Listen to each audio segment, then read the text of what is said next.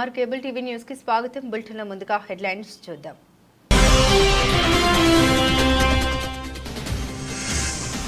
Nandyal excise police స్టేషన్లో నూతన మద్యం పాలసీ, టెండర్ల ప్రత్యేక కౌంటర్ల ఏర్పాటు. జిల్లా ఎక్సైజ్ అధికారి కృష్ణమూర్తి వెల్లడి.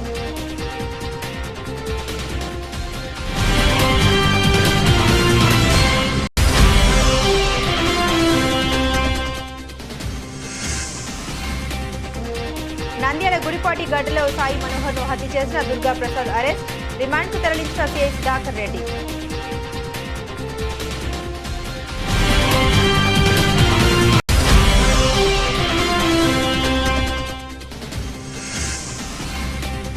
నంద్యాల తహసీల్దార్ కార్యాలయంలో ఆరేగా నూతన బాధ్యతలు. ప్రజలకు నేనెప్పుడు అందుబాటులో ఉంటా, ప్రసాద్ వెల్లడి.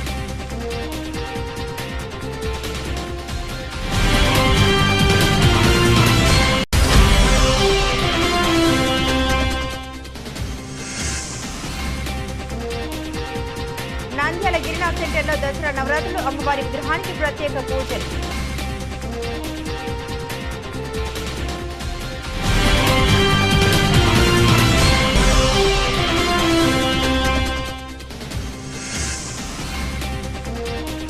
అస్ఫియా అంజుమ్ అనే 7 ఏళ్ల చిన్నారి హత్యకు కారణమైన దోషులను కఠినంగా శిక్షించాలి, ముస్లిం ఫెడరేషన్ నాయకులు.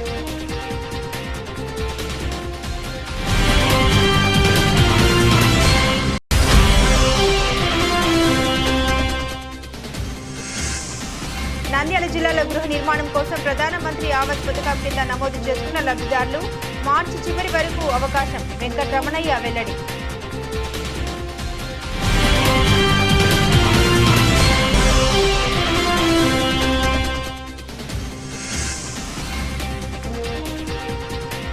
ఎల్కేఆర్ గ్లోబల్ స్కూల్ నందు అమ్మరానంటున్న దసరా నవరాత్రులు, అలరించిన చిన్నారుల వేషాలు.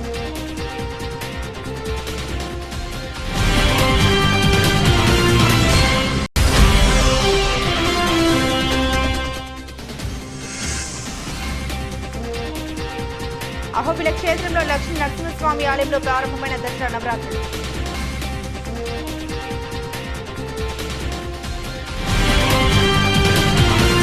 నంద్యాల రాష్ట్ర ప్రభుత్వ ఆదేశాల మేరకు నూతన మద్యం పాలసీకి శ్రీకారం చుట్టినట్లు జిల్లా ఎక్సైజ్ అధికారి కృష్ణమూర్తి తెలిపారు. నంద్యాలలోని జిల్లా ఎక్సైజ్ కార్యాలయ ఆవరణంలో విలేకరుల సమావేశం ఏర్పాటు చేసి నూతన మద్యం పాలసీ విధి విధానాలను ఆయన వెల్లడించారు.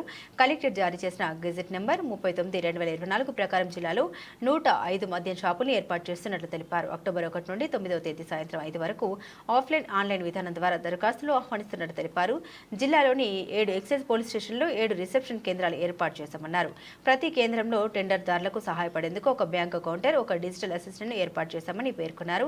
టెండర్దారులు దరఖాస్తు చేసుకునే సమయంలో వారి మొబైల్ ఓటీపీ ద్వారా దరఖాస్తులు స్వీకరిస్తామని వెల్లడించారు. ఇప్పుడు చేపట్టిన మద్యం విధానంలో ఎక్కువ వివరాలేవీ అవసరం లేదని, పేరు, మొబైల్ నంబర్, ఏదైనా ఐడి ప్రూఫ్తో 2 లక్షల ధరవత్ను సమర్పించాల్సి ఉంటుందన్నారు. ఈ ప్రక్రియ పూర్తి పారదర్శకంగా ఆన్లైన్ విధానంలో కొనసాగుతుందని ఆయన వివరించారు. దరఖాస్తు ప్రక్రియ ముగిసిన వెంటనే ఈ నెల 11న ఉదయం 8 గంటల నుండి కలెక్టరేట్ ఆవరణంలోని సెంటినరీ హాల్లో కలెక్టర్ రాజకుమారి సమక్షంలో లాటరీ విధానంలో షాపుల కేటాయింపు ఉంటుందన్నారు. మద్యం షాపుల కేటాయింపులో మున్సిపాలిటీ, నగర పంచాయతీ మండలాల్లో జనాభా ప్రాతిపదికన 50 లక్షల నుండి 85 లక్షల వరకు ధర నిర్ణయించినట్లు తెలిపారు. ఈ కార్యాలయంలో ఏర్పాటు చేసిన కౌంటర్లను ఎక్సైజ్ జిల్లా అధికారి కృష్ణమూర్తి పరిశీలించారు. గజెట్ నోటిఫికేషన్ విడుదల జరిగింది. మేము ప్రాసెస్ కూడా స్టార్ట్ చేయడం జరిగింది. బ్యాంకర్స్ ఒక సెల్ ఓపెన్ చేయడం జరిగింది. State bank of India employees కూడా ఇక్కడే ఉన్నారు. అప్లికేషన్స్ రిసీవ్ చేయడానికి టెక్నికల్ కానిస్టేబుల్ గారు, సబ్ ఇన్స్పెక్టర్ గారు కూడా ఉన్నారు. తర్వాత వచ్చేసి హెల్ప్ డెస్క్ కూడా అరేంజ్ చేయడం జరిగింది. అక్కడ ఒక కానిస్టేబుల్, మా కానిస్టేబుల్ ఉండి ఎవరైనా అప్లికేషన్ వేయడానికి వచ్చిన వాళ్ళకి ఎలాంటి డౌట్ ఉన్నా వాళ్ళకి వివరంగా తెలియజేయడం జరుగుతుంది. తర్వాత లైసెన్స్ ఫీజుకు సంబంధించి కూడా నంద్యాల మున్సిపాలిటీ 65 లక్షలు, నంద్యాల రూరల్ 65 లక్షలు, బండి ఆత్మకూరు మండల్ 55 లక్షలు, గడివేమల మండల్ 55 లక్షలు, మహానంది మండల్ 55 లక్షలు, పాండ్యం మండల్ 65 లక్షలుగా గజెట్లో ప్రభుత్వం వారు విధించిన దాని ప్రకారం లైసెన్స్ ఫీజులు ఈ విధంగా ఉన్నాయి. ఆల్రెడీ ఎక్సైజ్ సూపరింటెండెంట్ గారు ప్రెస్ మీట్లో తెలియజేయడం జరిగింది. ఇప్పుడు మళ్ళీ తెలియజేస్తున్నాను.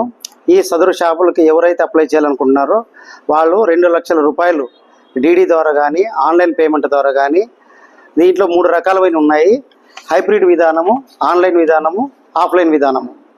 ఆన్లైన్ విధానంలో నెట్ ద్వారా, ఇంటర్నెట్ బ్యాంకింగ్ ద్వారా, ఇంటి దగ్గర నుండే నెట్ సెంటర్ల ద్వారా కానీ, అప్లై చేసుకోవచ్చు.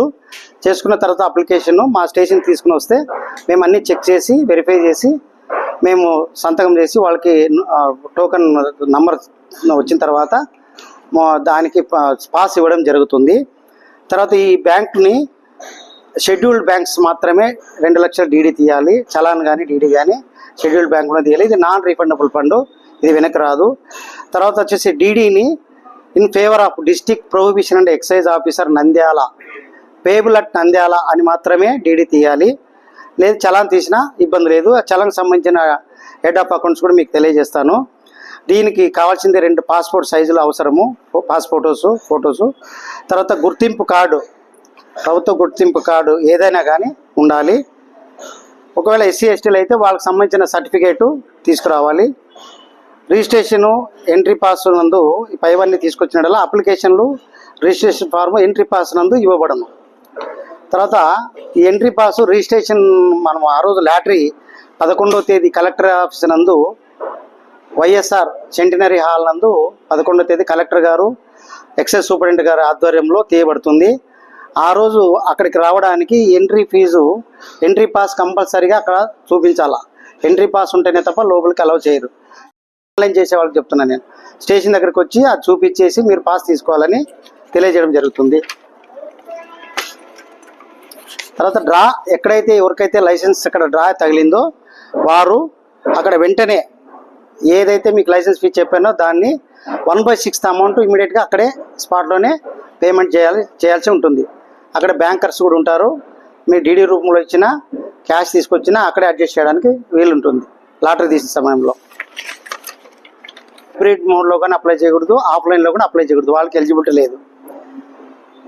తర్వాత ఏదైనా నేరపూరిత కేసులో 10 సంవత్సరాల శిక్ష విధించబడిన వారు కూడా దీంట్లోకి పార్టిసిపేట్ చేయడానికి లేదు, వాళ్ళ అనర్హులు.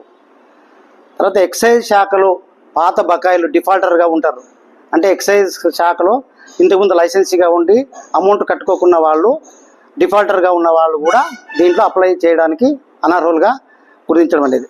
తర్వాత అప్పు ఎగువైతేదారులు ఐపీ పెట్టి ఎక్కడన్నా వాళ్ళకి కేసులు ఉంటాయి కదా, వాళ్ళు కూడా దీంట్లో ఎలిజిబిలిటీ లేదు పాల్గొనడానికి, ఆన్లైన్లో కానీ ఆఫ్లైన్లో కానీ. నంద్యాల పట్నం గుడిపాటి గడ్డ వీధిలో సెప్టెంబర్ 30వ తేదీన చోటు చేసుకున్న సాయి మనోహర్ హత్య కేసులో నిందితుడు దుర్గా ప్రసాద్ ను అరెస్టు చేసి రిమాండ్కు పంపినట్లు 1వ పట్న సీఐ సుధాకర్ రెడ్డి తెలిపారు. స్థానిక 1వ పట్న పోలీస్ స్టేషన్లో విలేకరుల సమావేశంలో నిందితుడిని చెబుతూ వివరాలు వెల్లడించారు. సాయి మనోహర్ కు తన భార్యతో వివాహేతర సంబంధం ఉందని అనుమానించిన దుర్గా ప్రసాద్ అతన్ని ఎలాగైనా హతమార్చాలని కుట్ర పన్నాడు.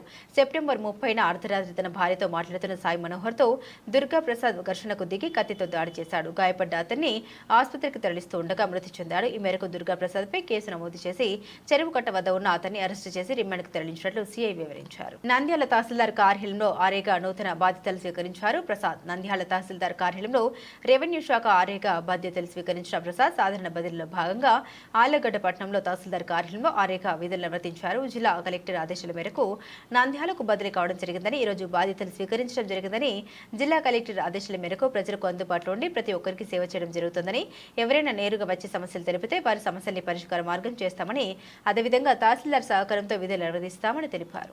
ప్రసాద్ అండి, నేను గతంలో ఆళ్లగడ్డ మండలం రెవెన్యూ ఇన్స్పెక్టర్గా పనిచేసేవాడిని.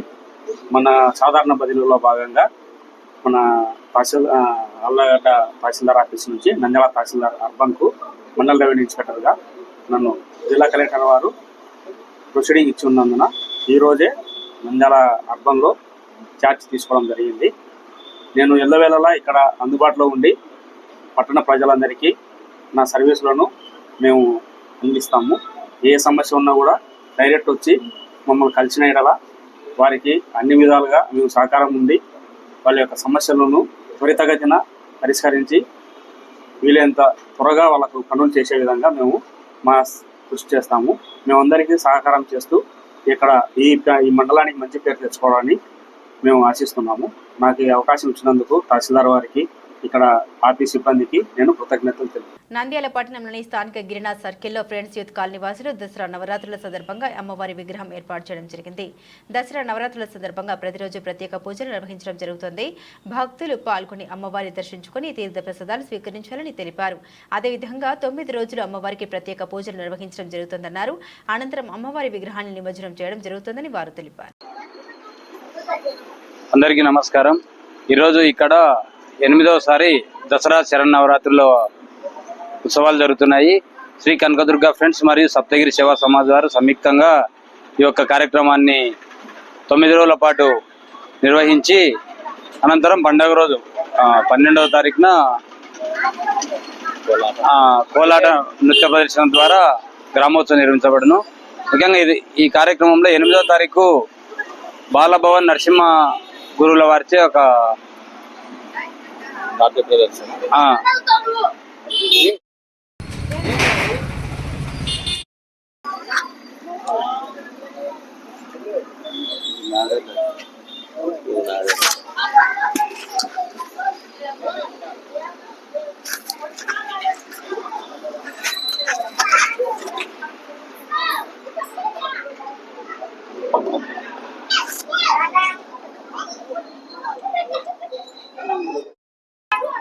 అందరికీ నమస్కారం. మన నంద్యాల పట్టణంలోని స్థానిక గిరినాథ్ సెంటర్లో ఈ 7వ సంవత్సరం ఇక్కడ దసరా శరన్నవరాత్రి ఉత్సవాలు మేము జరుపుతా ఉన్నాము. ఈరోజు అమ్మవారి అలంకరణ బాల త్రిపుర సుందరి దేవి అలంకరణ, అలాగే రోజుకొక అలంకరణ జరుపుతూ ప్రతిరోజు ఉదయం అమ్మవారికి అభిషేకము అలాగే కుంకుమార్చన కార్యక్రమాలు నిర్వహించబడుతున్నాయి. అలా భక్తులందరూ చుట్టుపక్కల భక్తులందరూ విరివిగా పాల్గొని ఈ యొక్క కార్యక్రమంలో పాల్గొని విజయవంతం చేసి అమ్మవారి కృపకు పాత్రలు కాగలరని కోరుతున్నాము. ఈ నవరాత్రుల సందర్భంగా గిరినాథ్ సెంటర్లో శ్రీ ఆరవేటి రవి మన వేణుగారు వాళ్ళ గ్రూప్ అంతా కలిసి ఇక్కడ శరన్నవరాత్రులు అమ్మవారి విగ్రహాన్ని ఆవిష్కరించారు. ప్రతిరోజు ఏ రోజు బాలసుందరి త్రిపుర సుందరి అలంకరణ చేశారు. ప్రతిరోజు అలంకరణతో ఆమెకు ప్రతిరోజు నైవేద్యాలు అర్పిస్తూ ఉంటారు. కాబట్టి ఈ సదవకాశాన్ని చిత్తూరు జిల్లా పుంగనూరు పట్టణానికి చెందిన ఆస్పియా అంజుమ్ అనే 7 ఏళ్ల చిన్నారి హత్యకు కారణమైన దోషులను కఠినంగా శిక్షించాలని ముస్లిం ఫెడరేషన్ నాయకులు Suhail Rana, minority rights forum నాయకులు మహబూబ్ బాషా, ముస్లిం ఐక్యవేదిక నాయకులు పునా జుబేర్ పేర్కొన్నారు. ఈ సందర్భంగా నిర్వహించిన మీడియా సమావేశంలో వారు మాట్లాడారు. నంద్యాల జిల్లాలో మొన్న మచ్చుమరి సంఘటన మరవక ముందే చిత్తూరు జిల్లాలో మళ్లీ ఆస్పియా అంజుమ్ సంఘటన జరగడం దారుణమని, ఎన్ని వరుస సంఘటన జరిగినా ప్రభుత్వం ఏమీ పట్టినట్టు వ్యవహరించడం సరికాదని ముఖ్యమంత్రి చంద్రబాబు, ఉప ముఖ్యమంత్రి పవన్ కళ్యాణ్, హోంమంత్రి అనిత వెంటనే బాధిత కుటుంబాన్ని పరామర్శించి సమగ్ర విచారణ ఆదేశించాలన్నారు. మత రాజకీయాలు వదిలి పీడిత బాధితులకు సరైన న్యాయం చేసే విధంగా చర్యలు తీసుకోవాలన్నారు. ప్రభుత్వం వెంటనే ₹1 కోటి నష్టపరిహారం ప్రకటించాలని వారు డిమాండ్ చేశారు. చిత్తూరు జిల్లా పుంగనూరు పట్టణంలో 7 ఏళ్ల చిన్నారి ఆస్పియా అంజుమ్ కిడ్నాప్కు గురై తర్వాత నిన్న సమ్మర్ స్టోరేజ్లో ఏదైతే అక్కడ సమ్మర్ స్టోరేజ్ ఉందో అక్కడ శవం అయితే వెళ్ళడం జరిగింది. ఇందులో ఎవరి పాత్ర ఉంది, ఎవరు కిడ్నాప్ చేశారు, దీని వెనుక ఎవరి హస్తం ఉంది, ఈ నిందితులను కఠినంగా శిక్షించాలని మైనార్టీ రైట్స్ ఫోరం ద్వారా మేము ఈ ప్రభుత్వాన్ని కోరుతున్నాము. అదేవిధంగా రాష్ట్రంలో 4 నెలల నుండి ఏదైతే కూటమి ప్రభుత్వము ఏర్పడిందో అప్పటి నుంచి ముస్లింలపై అఘాయిత్యాలు జరుగుతూనే వస్తున్నాయి. దీనిపై హోంమంత్రి గారు మరియు ముఖ్యమంత్రి నారా చంద్రబాబు నాయుడు గారు, డిప్యూటీ సీఎం పవన్ కళ్యాణ్ గారు స్పందించాలి. ఆ కుటుంబానికి ఏదైతే ఆవేదన గురైందో ఆ కుటుంబాన్ని వెళ్ళి పరామర్శించాలి. అదేవిధంగా ₹1 కోటి నష్టపరిహారం కూడా ఇవ్వాలని చెప్పి డిమాండ్ చేస్తూ నిందితులు ఎవరైతే ఉన్నారో వారికి కఠినంగా శిక్షించాలి. వీలైతే వెంటనే ఉరి తీయాలని చెప్పి మేము మైనార్టీ రైట్స్ ఫోరం ద్వారా డిమాండ్ చేస్తున్నాం. తెలుగు బోధులే పుంగనూరు పట్టణంలో చిన్న పాప ఆస్పియా అంజుమ్ అనే పాపను కిడ్నాప్ చేసి ఆ పాపని చంపేసి అక్కడున్న సమస్యల్లో పాడడం జరిగింది. ఇది చాలా బాధాకరము. అపంశుభం తెలియని ఒక పాపను ఈ విధంగా కిడ్నాప్ చేసి చంపేయడము చాలా బాధాకరమైన విషయము. నిందితులు ఎవరైనా కానీ ఎంతటి వారైనా కానీ వాళ్ళని కఠినంగా శిక్షించాలి. ఇది ప్రభుత్వము ఈ కేసులో నిర్లక్ష్యం వహించకుండా ఎవరైతే నిందితులు ఉన్నారో వాళ్ళని ఖచ్చితంగా పట్టుకొని శిక్ష వేయాలి. అదేవిధంగా నేను ఒకటే కోరుతున్నాను, గతంలో కూడా మన నంద్యాల జిల్లా ముచ్చుమడిలో కూడా 3 నెలల క్రితం ఒక పాప మిస్సింగ్ అయింది. ఇప్పటి వరకు ఆ పాప బాడీ కూడా దొరకలేదు. అది మరవక ముందే మళ్ళీ ఈ ఒక ఇష్యూ జరిగింది. ఈ ప్రభుత్వంలో ఎందుకు ఈ విధంగా జరుగుతుంది? దీనిపై ప్రభుత్వం కూడా ఒక నిర్ణయం తీసుకోవాలి. ఎందుకు ఇలా జరుగుతున్నది? ఆ కేసు మరవక ముందనే ఈ సంఘటన మళ్ళీ జరిగింది. సీఎం అయినా డిప్యూటీ సీఎం అయినా ఇలాంటిపై ఎటువంటి చర్య తీసుకోవట్లేదు. వాళ్ళు కేవలం మత రాజకీయాలు చేస్తున్నారు. ఇవి అన్నీ పక్కన పెట్టేసి జనాలు మర్చిపోవాలనే ఉద్దేశంతోనే ఏదో ఒక మత రాజకీయం చేస్తున్నారు. ఇది మంచి పద్ధతి కాదు. రాష్ట్రాన్ని కాపాడుకోవాలి. మీరే అన్నారు కదా, గతంలో రాష్ట్రాన్ని కాపాడుకోవాలంటే బాబు గారు రావాలని చెప్పారు కదా మీరే. ఇప్పుడు రాష్ట్రం ఎటువైపు పోతుంది మీరే ఆలోచించాలా. రాష్ట్రం మొత్తము అల్లాకొల్లం అయిపోతుంది. పార్టీల పరంగా కొట్టుకుంటున్నారు, చిన్నారులను చంపేస్తున్నారు. ఇటువంటి రాష్ట్రం మనం ఉంటున్నామంటే చాలా భయంకరంగా ఉంది. కాబట్టి రాష్ట్ర ప్రభుత్వము తక్షణమే ఈ కేసుపై విచారణ జరిపించి ఎంతటి వారైనా కానీ వాళ్ళకి శిక్ష వేయాలి. అదేవిధంగా ఆ కుటుంబానికి కూడా ప్రభుత్వము వాళ్ళ ఇంటికి వెళ్ళి వాళ్ళకు ఒక మనోధైర్యం ఇవ్వాలి. దాంతోపాటు ఆ కుటుంబానికి ఎస్గేష్ కూడా మనం ప్రకటించాలని కోరుకుంటున్నాం. నంద్యాల జిల్లాలో 2019లో గృహ నిర్మాణం కోసం ప్రధానమంత్రి ఆవాస్ పథకం కింద నమోదు చేసుకున్న లబ్ధిదారులు ఎవరు కూడా పిల్లలు ప్రారంభించకపోవడంతో మార్చి వరకు పథకం వర్తిస్తోందని హౌసింగ్ జిల్లా అధికారి వెంకటరమణయ్య పేర్కొన్నారు. ఈ సందర్భంగా జిల్లా అధికారి వెంకటరమణయ్య మాట్లాడారు. నంద్యాల జిల్లాలో లబ్ధిదారులు నమోదు చేయించుకున్నారు. కానీ కొంతమంది వారి స్థలాలు బేస్ మఠం వరకు చేసుకోవడం జరిగింది. కానీ లబ్ధిదారులు ఎవరు కూడా గృహ నిర్మాణం కోసం నమోదు చేసుకోవడం జరిగింది. కానీ ఎవరు కూడా ఆచరణలోకి రావడం లేదని, ఈ పథకం మార్చి వరకు మాత్రమే వర్తిస్తుందని, ప్రజలు వెంటనే గృహ నిర్మాణం ప్రారంభించుకోవాలని తెలిపారు. మనము ఈ స్కీమ్ గురించి మాట్లాడాలి సార్. నువ్వు ఈ బల్లె చేరినావు, ఆ బల్లె ఏ ఫీజు ఉంటే ఆ ఫీజు పెట్టాలా. నువ్వు ఈ బల్లె బస్సు ఎక్కినావు సార్, అది హైదరాబాద్ జిల్లా వ్యాప్తంగా హౌసింగ్ డిపార్ట్మెంట్ కింద 2019 నుంచి 24 వరకు ప్రధానమంత్రి ఆవాస్ యోజన 1.0 కింద దాదాపు 66,043 ఇళ్ళు శాంక్షన్ అయినాయి జిల్లా వ్యాప్తంగా. సో ఇంతవరకు 29,533 కంప్లీట్ అయినాయి. సో 36,510 బ్యాలెన్స్లు ఉన్నాయి. వాటిల్లో 36,510లో దాదాపు 16,000 కేసెస్ దగ్గర డిఫరెంట్ స్టేజెస్లో ఉన్నాయి. అంటే కొందరు బేస్మెంట్ వరకు కట్టుకోవడము, కొందరు లింటల్ లెవెల్ వరకు కట్టుకోవడము, కొందరు బేస్మెంట్ వరకు కట్టుకొని వదిలేసుకోవడం, ఇటు రకరకాలు ఉన్నాయి. అదే 20,373 ఇంతవరకు నాట్ స్టార్ట్ అయ్యింది. అయితే ప్రభుత్వం ఈ మధ్యన ఏం చెప్పిందంటే, ఏవైతే ప్రధానమంత్రి ఆవాస్ యోజన కింద తీసుకున్నారో వాటన్నిటి కూడా 1,80,000 ఇవ్వడం జరుగుతుంది. సో ఎవరైతే కట్టుకుంటారో వాళ్ళందరికీ ఇవ్వడం జరుగుతుంది. కాబట్టి ఇంతవరకు కట్టుకోని వాళ్ళు ఎవరైతే ఉన్నారో వాళ్ళంతా కూడా రేపు మార్చి 31లో కట్టుకోమని చెప్పినారు. మార్చి 31, 2025. సో ఈ మనకు ఇంకా 5 నెలలు టైం ఉంది. ఈ 5 నెలల టైంలో కట్టుకోగలిగితే వాళ్ళందరూ డబ్బులు వస్తాయి. కట్టుకోకపోతే అంటే ఇంకా సమస్యలు వస్తాయి. అంటే ఇంకా స్కీమ్ క్లోజ్ అవుతుంది కాబట్టి ఫండ్స్ రావు. ఇప్పుడు నువ్వు బేస్మెంట్ వరకు వేసుకున్నావు, నెక్స్ట్ స్టేజ్ కట్టుకొని టకటకా చూసుకొని అయిపోయి చేసుకుంటే మీకు రావాల్సిన డబ్బులన్నీ వచ్చేస్తాయి. లేని పక్షంలో రావు. ఇది మొన్న 28వ తారీఖున జిల్లా వ్యాప్తంగా 318 లేఅవుట్లో ప్రతి లేఅవుట్కి వెళ్ళి చెప్పడం జరిగింది. ప్రతి బెనిఫిషరీస్ కూడా చెప్పడం జరిగింది. ఎవరైతే శాంక్షన్ అయినా కట్టుకోవాలి, కట్టుకుంటే డబ్బులు వస్తాయి. సో కాబట్టి దయచేసి మీ మీడియా గుండా కూడా ప్రజలందరూ కూడా తెలియజేసుకుంటున్నా, ఎవరైతే శాంక్షన్ అయ్యి డిఫరెంట్ స్టేజెస్లో ఉన్నారో వాళ్ళంతా ఇమ్మీడియట్గా కట్టుకోగలిగితే రేపు మార్చి 31లోగా పూర్తి చేసుకోగలిగితే మీ అందరికి కూడా డబ్బులు మీ అకౌంట్లో పడతాయి. ఎక్కడన్నా 1 or 2 కేసెస్ పడలేదంటే కూడా ఆ డీటెయిల్స్ తీసుకుని వచ్చిస్తే ఎక్కడన్నా ఆధార్ నెంబరు, బ్యాంక్ నెంబర్లు ఏమైనా టాలీ కాలేదా అటేమన్నా ఉంటే కూడా అవన్నీ సరి చేసి మళ్ళీ పంపిస్తే మన డబ్బులు దయచేసి అర్థం చేసుకుని దానికి తగినట్టుగా ముందుకెళ్ళాలి.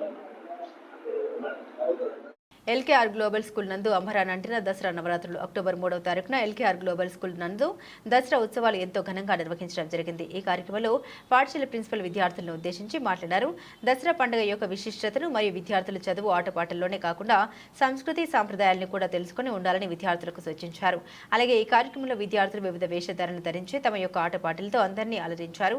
చివరిగా రావణ దహనం చేయడం జరిగింది. ఈ కార్యక్రమంలో పాఠశాల principal Koti Nageswararao, vice principal Nirmaladevi, coordinator Srikanth, AO Ramana తల్లిదండ్రులు ఉపాధ్యాయులు మరియు విద్యార్థులు పాల్గొనడం జరిగింది.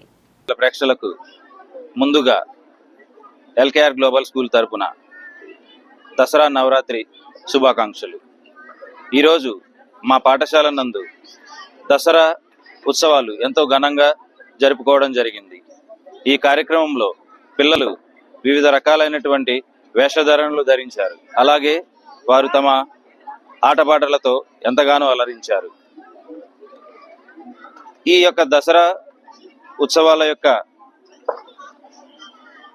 పర్పస్ పిల్లల్లో వారి యొక్క సృజనాత్మకతను అలాగే వారిలో ఉన్నటువంటి టాలెంట్ని అలాగే మన యొక్క భారతీయ సంస్కృతి సాంప్రదాయాలను పిల్లలకు తెలియజేయటానికే ఈ యొక్క ప్రోగ్రాంని ఏర్పాటు చేయడం జరిగింది. అదేవిధంగా పిల్లలు చదువులతో పాటే కాకుండా ఆటలతో పాటే కాకుండా మన సంస్కృతి సాంప్రదాయాలని మన భావితరాలకు అందించాలి అనే ముఖ్య ఉద్దేశంతో ఈ కార్యక్రమాన్ని ఏర్పాటు చేయడం జరిగింది. ఎలా అయితే మన పూర్వీకులు మనకి ఇచ్చినటువంటి ఈ సంస్కృతి సాంప్రదాయాలను మనం ఎప్పుడైతే మన భావితరాలకు తెలియజేస్తామో అప్పుడే పిల్లలు భవిష్యత్తులో ఒక మంచి విద్యార్థులుగాను మంచి పౌరులుగాను తీర్చిదిద్దుతారు. అదేవిధంగా ఈ కార్యక్రమంలో తల్లిదండ్రులు ఉపాధ్యాయులు ఎంతో ఉత్సాహంగా పాల్గొన్నారు. అలాగే మాకు అన్ని విధాల సహకరించినటువంటి మా యాజమాన్యానికి ప్రత్యేక కృతజ్ఞతలు తెలియజేస్తున్నాము. అహోబిలం లక్ష్మీ నరసింహస్వామి ఆలయంలో మొదటి పీఠాధిపతి ఆదివంశట గోప యతీంద్ర మహాదేశీక తిరునక్షత్ర వేడుకలు ఘనంగా నిర్వహిస్తున్నారు. ఇందులో భాగంగా పీఠాధిపతి ఉత్సవమూర్తిని ఉదయం పంచామృతాలతో అభిషేకించి ప్రత్యేకంగా అలంకరించారు. సాయంత్రం విశేషంగా అలంకరించి పల్లకిపై కొలువు తీర్చి తిరువీధుల్లో ఊరేగించారు. అర్చకులు వేద ప్రబంధ పారాయణం పఠించారు. పూజలో పాల్గొన్న భక్తులకు తీర్థప్రసాద వితరణ చేశారు. బులెటిన్ ముగించే ముందు హెడ్లైన్స్ మరోసారి.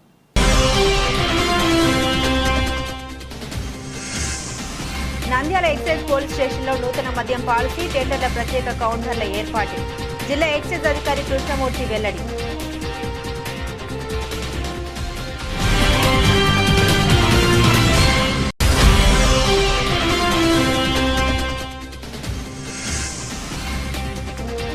నంద్యాల గుడిపాటి గడ్డలో సాయి మనోహర్ను హత్య చేసిన దుర్గా ప్రసాద్ అరెస్ట్. రిమాండ్కు తరలించిన సిఐ సుధాకర్ రెడ్డి.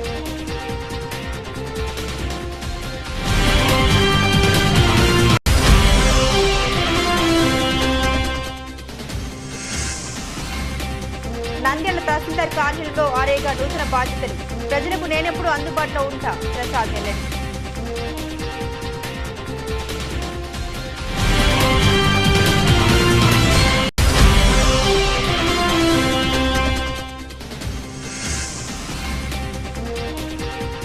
నంద్యాల గిరినాథ్ సెంటర్లో దసరా నవరాత్రులు, అమ్మవారి విగ్రహానికి ప్రత్యేక పూజలు.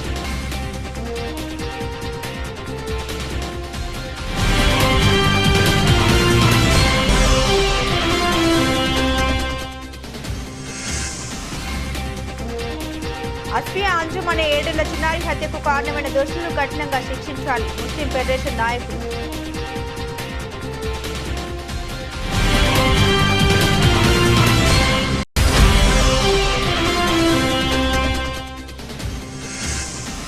నంద్యాల జిల్లాలో గృహ నిర్మాణం కోసం ప్రధానమంత్రి ఆవాస్ పథకం కింద నమోదు చేసుకున్న లబ్ధిదారులు మార్చి చివరి వరకు అవకాశం. వెంకటరమణయ్య వెల్లడి.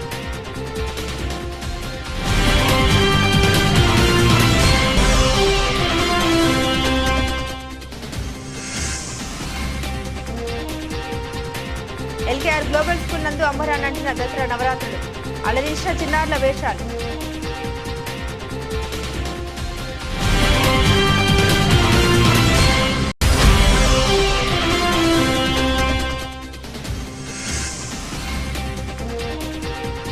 అహోబిల క్షేత్రంలో లక్ష్మీ నరసింహస్వామి ఆలయంలో ప్రారంభమైన దసరా నవరాత్రులు.